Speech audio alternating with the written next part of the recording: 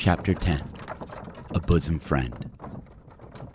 Returning to the Sprouter Inn from the chapel, I found Queequeg there quite alone, he having left the chapel before the benediction some time. He was sitting on a bench before the fire, with his feet on the stove hearth, and in one hand was holding close to his face that little Negro idol of his, peering hard into its face, and with the jackknife gently whittling away at its nose. Meanwhile, humming to himself in his heathenish way. But being now interrupted, he put up the image, and pretty soon, going to the table, took up a large book there, and placing it on his lap began counting the pages with deliberate regularity. At every 50th page, as I fancied, stopping a moment, looking vacantly around him, and giving utterance to a long-drawn, gurgling whistle of astonishment. He would then begin again at the next 50, seeming to commence at number 1 each time, as though he could not count more than 50, and it was only by such a large number of 50s being found together that his astonishment at the multitude of pages was excited. With much interest, I sat watching him. Savage though he was, and hideously marred about the face, at least to my taste, his countenance yet had something in it by which was by no means disagreeable. You cannot hide the soul. Through all his unearthly tattooings, I thought I saw the traces of a simple, honest heart, and in his large, deep eyes, fiery, black, and bold, there seemed tokens of a spirit that would dare 1,000 devils. And besides all this, there was a certain lofty bearing about the pagan, which even his uncouthness could not altogether maim. He looked like a man who had never cringed, and never had had a creditor. Whether it was, too, that his head being shaved, his forehead was drawn out in freer and brighter relief, and looked more expansive than it otherwise would, this I will not venture to decide. But certain it was his head was phrenologically an excellent one. It may seem ridiculous, but it reminded me of General Washington's head, as seen in the popular busts of him. It had the same long, regularly graded, retreating slope from above the brows, which were likewise very projecting, like two long promontories thickly wooded on top. Queequeg was George Washington cannibalistically developed. Whilst I was thus closely scanning him, half pretending meanwhile to be looking out at the storm from the casement, he never heeded my presence, never troubled himself with so much as a single glance, but appeared wholly occupied with counting the pages of the marvelous book.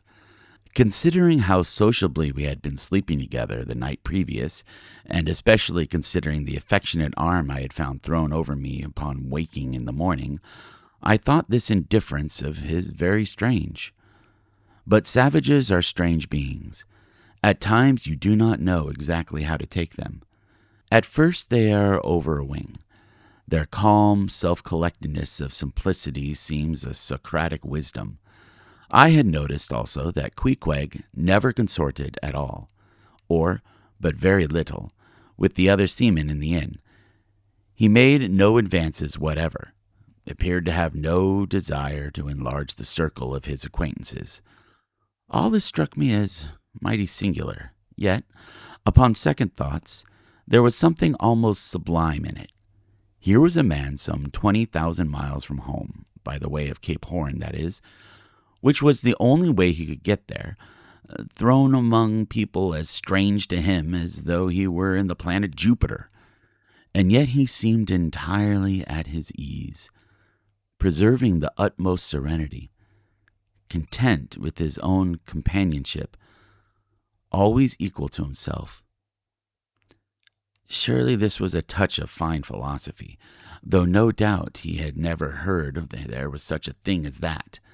But perhaps, to be true philosophers, we mortals should not be conscious of so living or so striving. So soon as I hear that such or such a man gives himself out for a philosopher, I conclude that, Like the dyspeptic old woman, he must have broken his digister. As I sat there in that now lonely room, the fire burning low, in that mild stage when, after its first intensity has warmed the air, it then only glows to be looked at. The evening shades and phantoms gathering round the casements and peering in upon us silent, solitary twain. The storm booming without in solemn swells. I began to be sensible of strange feelings. I felt a melting in me. No more my splintered heart and maddened hand were turned against this wolfish world. This soothing savage had redeemed it. There he sat, his very indifference speaking a nature in which there lurked no civilized hypocrisies and bland deceits. Wild he was, a very sight of sights to see. Yet I began to feel myself mysteriously drawn towards him. And those same things that would have repelled most others, they were the very magnets that thus drew me. I'll try a pagan friend, thought I, since Christian kindness has proved but hollow courtesy. I drew my bench near him and made some friendly signs and hints, doing my best to talk with him meanwhile. At first he little noticed these advances, but presently, upon my referring to his last night's hospitalities, he made out to ask me whether we were again to be bedfellows. I told him yes, whereat I thought he looked pleased, perhaps a little complimented.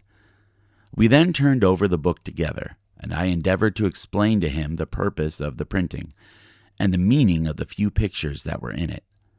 Thus I soon engaged his interest, and from that we went to jabbering the best we could about the various outer sights to be seen in this famous town. Soon I proposed a social smoke, and, producing his pouch and tomahawk, he quietly offered me a puff. And then we sat exchanging puffs from that wild pipe of his, and keeping it regularly passing between us. If there yet lurked any ice of indifference towards me in the pagan's breast, this pleasant, genial smoke we had soon thawed it out, and left us cronies.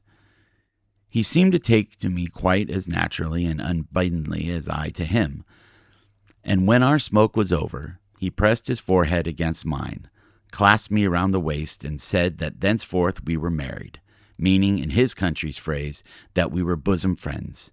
He would gladly die for me, if need should be. In a countryman, this sudden flame of friendship would have seemed far too premature, a thing to be much distrusted. But in this simple savage, those old rules would not apply. After supper, and another social chat and smoke, we went to our room together.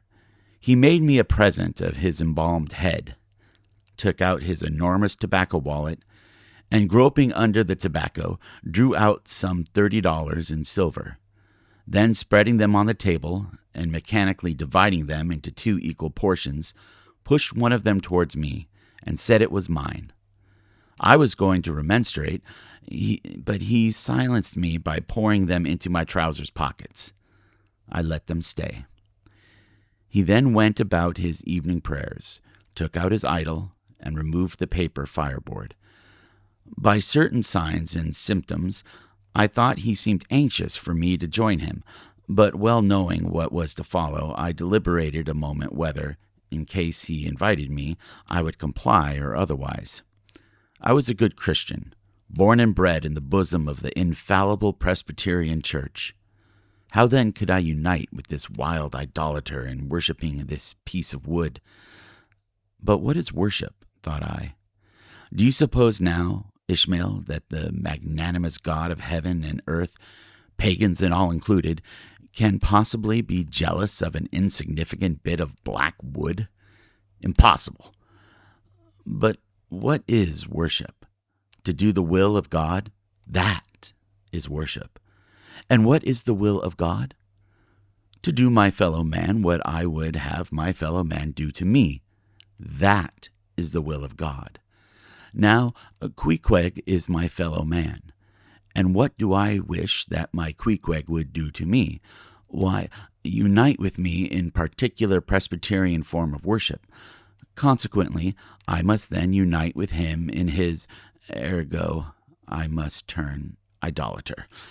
So I kindled the shavings, helped prop up the innocent little idol, offered him burnt biscuit with Queequeg, salamed before him twice or thrice, kissed his nose, and that done, we undressed and went to bed, at peace with our own consciences and all of the world.